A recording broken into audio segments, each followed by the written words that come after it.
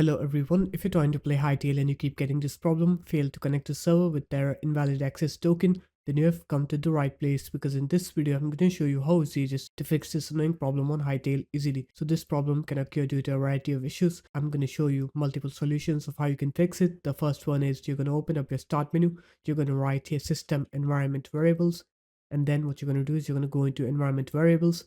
You're going to scroll down on system variables here and you're going to try to find Java options here. So if you have it here, what you're going to do is you're just going to click on it and then click delete, and then you're going to delete that Java options variable. After that, click apply, okay, and then you're going to open up your start menu. You're going to write here view network connections, and then you're going to select your network connection here. If you're on an Ethernet connection, you should have Ethernet, and if you're on a wireless connection, you should have WLAN. So just right click on your network connection, click properties, scroll down and click on to Internet Protocol version 4, click properties, click use the following DNS server addresses, write on here 1.1.1.1, and in the alternate DNS you're going to write 1.0.0.1, click OK. After that you're going to scroll down, you're going to untick Internet Protocol version 6 because IPv6 is having troubles with Hytale, so just untick this, click OK. Then after that, the last thing you can do is you can set your date and time in sync with the internet, because if your date and time is not in sync, then your computer has trouble connecting to the internet. So just open up your start menu, write on here date and time,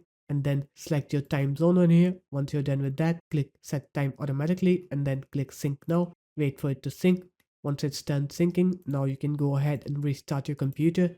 And once you're done with the restart, you're going to open up the Hytale game now, and you'll see that your game will now work correctly. You will not get that invalid access token error anymore.